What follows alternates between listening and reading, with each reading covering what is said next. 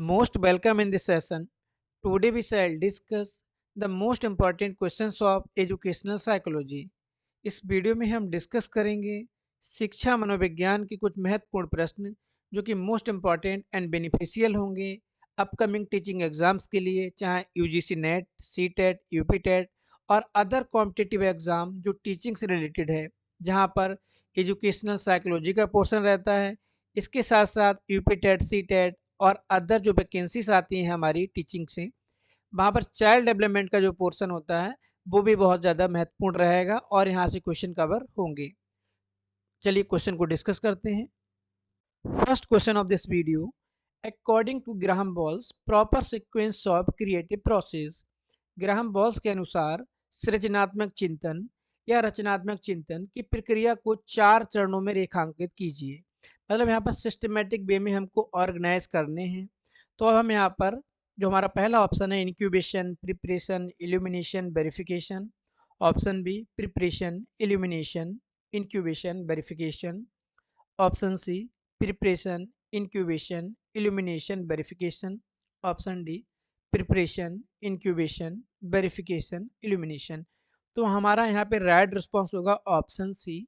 Option C यहाँ पर right होगा। ओके, प्रिपरेशन को बोला जाता है आयोजन, इंक्यूबेशन का मीन्स उद्भवन, इल्यूमिनेशन का मीनिंग प्रबोधन, वेरिफिकेशन का मीनिंग प्रमाणीकरण और पुष्टिकरण।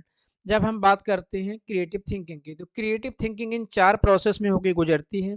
पहला हमारा प्रिपरेशन या आयोजन। इसमें क्या होता है, हम प्री प्लानिंग करते हैं और जिस प्रॉब्लम के बारे में हमको आगे बढ़ना है, जिसके बारे में हम थिंकिंग प्रोसेस स्टार्ट कर रहे हैं, उसका यहाँ पे प्री प्लान रहता है। ये प्लानिंग हम करते हैं, हम फैक्ट को कलेक्ट करते हैं किन की बिहाफ पर हम आगे बढ़ेंगे।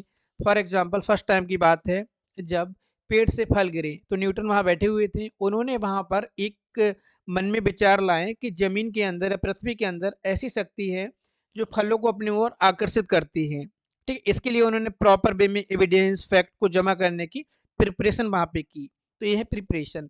सेकंड है हमारा इंक्यूबेशन। इंक्यूबेशन में क्या होता है, ठीक है, इंक्यूबेशन इसको हिंदी में बोलते हैं उद्भवन। ये हमारी क्रिएटिव थिंकिंग की वो प्रोसेस है, वो स्टेज है जहाँ पर हम प्रयास करने के बाद में भी यहाँ पर हम नहीं पाते हैं कि किस तरह से हम आगे बढ़े। हमको आगे का डेस्टिनेशन या रास्ता नहीं दिखाई देता है और फिर हम चले जाते हैं पैसिव मोड में। ठीक है, ये हमारा होता है ऑप्शन 2 इल्यूमिनेशन। थर्ड हमारा इल्यूमिनेशन, जिसको बोलते हैं प्रबोधन। ये क्रिएटिव थिंकिंग की थर्ड स्टेज है। यहाँ पर एट रैंडम, एट सडन, अचानक से हमको प्रॉब्लम का सॉल्यूशन मिलता है। जैसे आपने पढ़ा था अंतर्दृष्टि सिद्धांत कोहलर का, वहाँ पर बंदर के मन में अचानक से वो आता है। तो इल्यूमिनेशन एक वो होता है जहाँ पर हमारे पास सॉल्यूशन प्रॉपर वे में अचानक से हमारी माइंड में अपियर होता है और हम उसको वहाँ पे कलेक्ट कर लेते हैं, उसके सहारे हम आगे बढ़ते जाते हैं। ठीक है, अब फोर्थ है जो वेरिफिकेशन या प्रमाणीकरण। यहाँ पर क्या होता है कि जो हमको रिजल्ट मिला है, हम उसको चेक करेंगे हमारे अकॉर्डिंग सही है कि नहीं। अगर सही है तो हम वेरीफाई कर देंगे वहाँ पर, अगर सही नहीं है तो दोबारा हमको कुछ फिर प्रयास करने होंगे, हम उसको फिर से ठीक कर पाएँ। तो ये है हमारी क्रिएटिव थिंकिंग की प्रोसेस। नेक्स्ट क्वेश्चन है, is not an important tool of thinking. चिंतन प्रक्रिया का प्रमुख उपकरण या भाग नहीं है कौन सा? Concept, image, symbols and sign, memory. तो यहाँ पर मेमोरी जो ऑप्शन डी है हमारा राइट रहेगा, मेमोरी या स्मृति। जब हम बात करते हैं किसकी, थिंकिंग प्रोसेस की या चिंतन शक्ति की या चिंतन प्रक्रिया की, तो वहाँ पे कॉन्सेप्ट इन्वॉल्व होता है, इमेज इन्वॉल्व होती है, सिंबल्स और साइन भी इन्वॉल्व होते हैं। जब बात करते हैं मेमोरी की, तो मेमोरी में हमारे previous experiences, previous knowledge save रहती है। इन फ्यूचर हमको जहाँ कहीं पर भी ज़रूरत पड़ती है नॉलेज की, एक्सपीरियंस की, तो हम अपनी मेमोरी से करते हैं रिकॉल। तो मेमोरी का कॉल होता है जो मेमोरी में हमारे डेटा स्टोर है, जो हमारी नॉलेज है, जो हमारी इंफॉर्मेशन है, एक्सपीरियंस है, उसको रिकॉल करना जब हमको ज़रूरत पड़े। Question number third, which of the following is transmitted due to environment in the child. बच्चे में पर्यावरण के कारण निम्न में से कौन सा संचारित होता है? ठीक है, यहाँ पर बात हो रही है इन्वायरमेंटल। पहला कलर ऑफ हेयर, हेरिडिटी होता है, वंशानुक्रम या आनुवांशिकता के ऊपर आधारित रहता है। हाइट एंड कॉम्प्लेक्शन, ठीक है, एक इसके ऊपर रहता है हमारे हेरिडिटी या वंशानुक्रम, इंटेलिजेंस, वंशानुक्रम, तीनों हमारे हेरिडिटी के हैं। चौथा जो हमारा डी ऑप्शन यहाँ राइट होगा, जो कि रिलेट करता है इन्वायरमेंटल फैक्टर से। ठीक है, ऊपर वाले जो तीन हैं, colour of hair, height, complexion और इंटेलिजेंस, ये नेचर का पार्ट है। नेचर का मतलब यहाँ पर हेरिडिटी है। इंटरेस्ट और वैल्यू से हमारे नर्चर का पार्ट है। नर्चर का मतलब यहाँ पर इन्वायरमेंट या पर्यावरण है। अगला क्वेश्चन है fourth, in measuring the intelligence of those who have language, culture and physical limitations, tests are more useful. जिन लोगों की भाषा, संस्कृति और शारीरिक सीमाएं होती हैं, उनकी बुद्धि मापन में सबसे अधिक उपयोगी परीक्षण कौन सा होता है। मतलब हम एक ऐसा इंटेलिजेंस परीक्षण अप्लाई करेंगे जिसके ऊपर वहाँ पर कल्चर का, उनकी भाषा का, ठीक है, उनकी शारीरिक सीमाओं का कोई इम्पैक्ट ना पड़े। फॉर एग्जांपल अगर हमने कोई एक टेस्ट लिया जो कि हिंदी लैंग्वेज में है, हिंदी भाषा में है, तो वहाँ पर क्या होगा, कोई पर्सन बैठा है वो तमिल का है या किसी अदर लैंग्वेज का है, तो वो वहाँ पर चीज़ों को समझ नहीं पाएगा और तीर तुक्के में लगा देगा और हमको रिजल्ट भी मिलेगा, फिर वो वैलिड नहीं रहेगा और उनको प्रॉब्लम भी होगी क्योंकि उनको समझ में नहीं आए होंगे।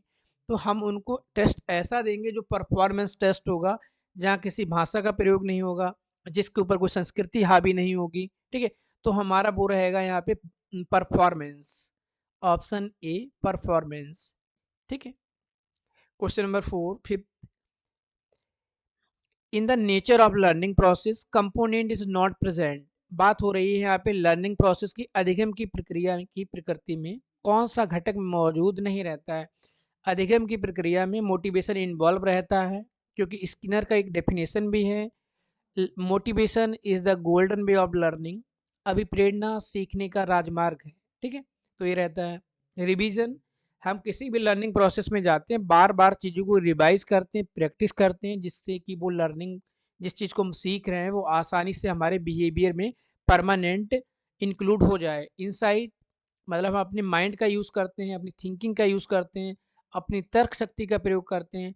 तो यहाँ पर जो मौजूद नहीं रहेगा वो रहेगा ऑप्शन बी एप्टीट्यूड या अभिक्षमता। Okay, question number six, Anita minimize her wrong habits so she used law of conditioning process stated by पावलव।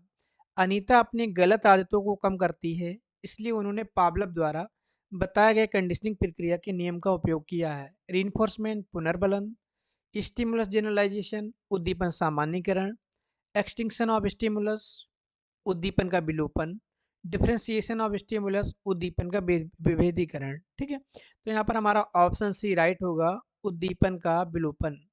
ठीक है, तो जो ये पावलव की थ्योरी है, it develops good habits and elimination of bad habits in the learner by the process of extinction.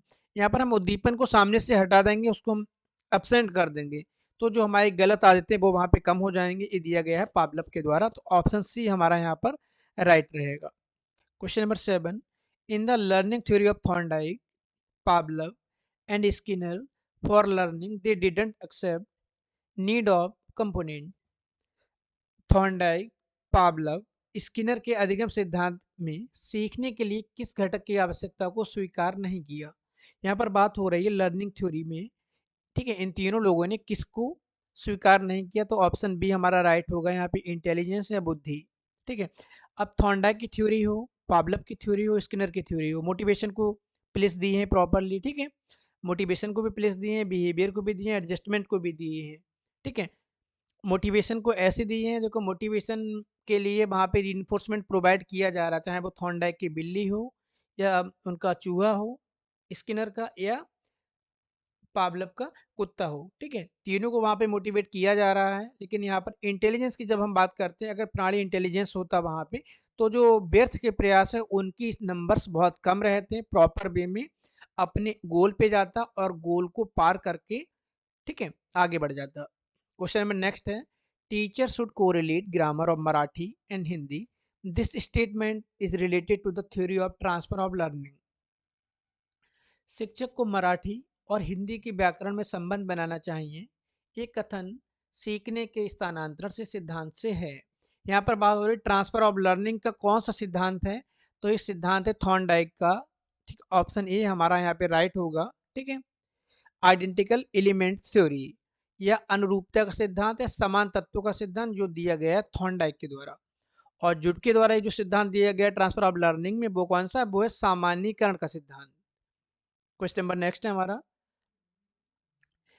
Dash give more specification to trait and type approach while explaining the theory of personality। Personality की theory में सीलगुण उपागम और प्रकार उपागम को अधिक विशिष्ट किसने बनाया? Allport, Eysenck, Cattell, Erikson. Allport की थ्योरी है ट्रेट थ्योरी, कैटल की थ्योरी है ट्रेट थ्योरी, यहाँ पर आइजेंक हैं जिन्होंने टाइप और ट्रेट दोनों थ्योरी को कंबाइन किया और उसको बहुत ज़्यादा स्पेसिफाई वे में आगे बढ़ाया। ठीक है, तो ऑप्शन बी हमारा यहाँ पर राइट हो जाएगा। क्वेश्चन नंबर नेक्स्ट है, dash person is a characteristic of balanced या बैलेंस्ड स्टेट। सुसमायोजित व्यक्ति की विशेषता होती है, मतलब यहाँ पर बात हो रही है ऐसा प्राणी जो किसी भी जगह जाकर बहुत अच्छे से एडजस्ट कर लेता है। विड्रॉल फ्रॉम सिचुएशन, स्थिति से भागना। A realistic perception of the world, किसी भी दुनिया का वास्तविक प्रतिबिंब, ठीक है, मतलब वास्तविकता से परिचित होना। ऑप्शन सी एक्सटर्नल एग्रेशन और इंटरनल एग्रेशन, आंतरिक और बाह्य गुस्सा। तो ऑप्शन बी हमारा यहाँ पर राइट होगा, ऑप्शन बी। ठीक है, मतलब जहाँ कहीं पर भी हम जा रहे हैं, जो हमारी करंट सिचुएशन है उनको प्रॉपर वे में परसीव करेंगे, उसके अकॉर्डिंग अपने आप को वहाँ पर ढाल लेंगे। ठीक है, अगर हम कंडीशन से विड्रॉ कर लेते हैं तो ये तो विशेषता नहीं है। ठीक है, अगर हम गुस्सा आ जाते हैं कंडीशन में जाके, इंटरनल एक्सटर्नल जो भी है, ठीक है, तो वो हमारा वेल एडजस्टमेंट नहीं है। ऑप्शन बी हमारा यहाँ राइट होगा। नेक्स्ट क्वेश्चन है, dash is not a characteristics of projective techniques in personality measurement. व्यक्तित्व मापन की प्रक्षेपी विधि की या प्रक्षेपी तकनीकी की विशेषता नहीं है। देखो, जब हम बात करते हैं प्रोजेक्टिव टेक्निक्स की, तो प्रोजेक्टिव टेक्निक्स में हमारा टेट है, कैट है, इंक ब्लड टेस्ट है, ये सब आते हैं। इसमें क्या होता है, जिसका हमको टेस्ट करना होता है उसके सामने बहुत हैवी स्टिमुलस रखते हैं, और उसके सामने इतना हैवी स्टिमुलस रखा जाता है वो अपने आप को आपके सामने रिवील करने लगता है, अपने एक्सपीरियंसेस को वो किसी और के बारे में बताएगा, लेकिन वो जो एक्सपीरियंस होंगे वो उसकी रियल लाइफ से अटैच होंगे। ठीक है, तो यहाँ पे विशेषता क्या है? होलिस्टिक अप्रोच है, पूरे एंटायर पर्सनालिटी को असिस्ट करता है। ठीक है, फ्रीडम टू रिस्पॉन्स, यहाँ पर उसको फ्री मतलब पूरा स्वतंत्रता रहती है बोलने की, अपने रिस्पॉन्स देने की। ठीक है, एम्बिगियस मटेरियल, जो चीज़ें रहते हैं बहुत ज़्यादा हेडिंग टाइप की रहती हैं।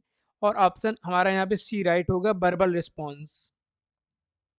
ठीक है, शाब्दिक उत्तर।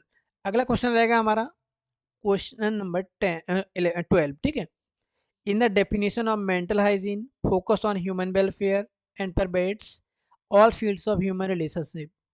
मानसिक स्वास्थ्य विज्ञान वह विज्ञान है जो मानव कल्याण के विषय में बताता है और मानव संबंधों के क्षेत्रों को प्रभावित करता है। तो ये डेफिनेशन है क्रो एंड क्रो की, ऑप्शन डी हमारा यहाँ पे राइट होगा। क्वेश्चन नंबर नेक्स्ट है हमारा, rating is in sense directed observation, this definition is given by. Rating संक्षेप में निर्देशित अवलोकन है, ये जो डेफिनेशन है रूथ स्ट्रॉन्ग की है, ऑप्शन डी हमारा यहाँ पे राइट रहेगा। ठीक है, क्वेश्चन नंबर नेक्स्ट है, Sandeep decided to leave the school due to various problems at home, the counsellor clearly decline this action. यहाँ बात हो रही है संदीप के घर में कोई प्रॉब्लम्स हैं, पारिवारिक समस्याएं हैं, और उसने ऐसा डिसीजन लिया कि स्कूल छोड़ देगा, लेकिन उसके काउंसलर ने उसको ऐसा ना करने के लिए मना किया है। तो ये किस तरह का टेक्निक है? एडवाइस सलाह, एक्सेप्टेंस स्वीकार करना, रीस्टेटमेंट स्टेटमेंट को दोबारा से देना, रिजेक्शन। तो ये रिजेक्शन है यहाँ पर, क्योंकि जैसे ही वो बोला उसने वहाँ पे इस स्टेटमेंट को रिजेक्ट कर दिया, बोले आप ऐसा नहीं कर सकते और ये आपका गलत डिसीजन है। ऑप्शन डी हमारा यहाँ पे राइट होगा। क्वेश्चन नंबर 16 है, the client centred theory was proposed by. Client centred theory दी गई है कार्ल रोजर्स के द्वारा, ऑप्शन सी हमारा यहाँ राइट होगा। क्वेश्चन नंबर नेक्स्ट है हमारा, to develop good habits in the students theory of learning will be more helpful. बच्चे के अंदर अच्छी हैबिट डेवलप करने के लिए पावलव की क्लासिकल कंडीशनिंग सबसे ज़्यादा मोस्ट हेल्पफुल रहेगी, क्योंकि इसमें हम बच्चे को इस तरह से रिवार्ड और पनिशमेंट देते हैं कि बच्चे का जो अच्छा बिहेवियर वो बना रहे और जो गलत बिहेवियर है उसको विड्रॉ करवाया जा सके। क्वेश्चन नंबर 18 है, Deepika is 24 year old, she has solved correctly intelligence test made for 16 year. यहाँ पर बात हो रही है दीपिका नाम की लड़की है, 24 साल उसकी वास्तविक आयु है, 16 साल उसकी मानसिक आयु है। उसका हमको बुद्धि लब्धि या इंटेलिजेंट कोजेंट ज्ञात करना है। तो आपको मालूम है कि बुद्धि लब्धि का जो फॉर्मूला है, ठीक है, मानसिक आयु बटे वास्तविक आयु into 100, M A upon C A into 100, ठीक है। तो यहाँ पर जो आएगा वो आएगा 66, हमारा ऑप्शन बी ए राइट होगा। क्वेश्चन नंबर 19 है, social learning is also known as learning. सामाजिक अधिगम सिद्धांत बेंडूरा की बात हो रही है यहाँ पर, इसको हम ऑब्जर्वेशनल भी बोलते हैं, ऑप्शन सी। और बेंडूरा के बारे में आप इन डिटेल इन डेप्थ समझ सकते हैं, उनके एक्सपेरिमेंट के बारे में, उनकी लर्निंग थ्योरी के बारे में, जो ऑलरेडी अपलोडेड है। लिंक आपको आई बटन में दे दिया जाएगा और डिस्क्रिप्शन बॉक्स में भी दे दिया जाएगा, ठीक है। आगे बढ़ते हैं, लास्ट क्वेश्चन वीडियो का। Unconditional positive regard for the client in one of the important characteristic of good counsellor, ठीक है। समायोजन के लिए एक युक्ति के रूप में रक्षात्मक युक्तियों के प्रयोग को मौलिक रूप से किसके द्वारा प्रस्तुत किया गया। अब देखो यहाँ पर रक्षात्मक युक्तियां हैं, डिफेंस मैकेनिज्म, ठीक है। अब यहाँ पर डिफेंस मैकेनिज्म का कॉन्सेप्ट दिया गया है सिगमंड फ्राइड के द्वारा, लेकिन सिगमंड फ्राइड ये मानते हैं कि हमारा बिहेवियर अनकॉन्शियस माइंड से गवर्न होता है, ठीक है। तो यहाँ उनकी बात नहीं हो रही, यहाँ पर बात हो रही कार्ल रॉजर्स की। ऑप्शन ए राइट होगा, ठीक है, ऑप्शन ए, क्योंकि यहाँ पर अनकंडीशन पॉजिटिव रिगार्ड, ठीक है, और क्लाइंट दिया है, क्लाइंट थ्योरी दी किसके द्वारा गई है, वो दी गई है कार्ल रोजर्स के द्वारा। तो यहाँ पर हमने डिस्कस किए मोस्ट इंपॉर्टेंट क्वेश्चन जो प्रीवियसली नेट के एग्जाम में पूछे गए हैं, इसके साथ साथ कॉम्पिटिटिव एग्जाम में भी पूछे गए। नेक्स्ट जो एग्जाम होंगे अपकमिंग, वहाँ पर बेनिफिशियल रहेंगे। नेक्स्ट वीडियो में बात करते हैं नए क्वेश्चंस के साथ में, तब तक के लिए थैंक यू।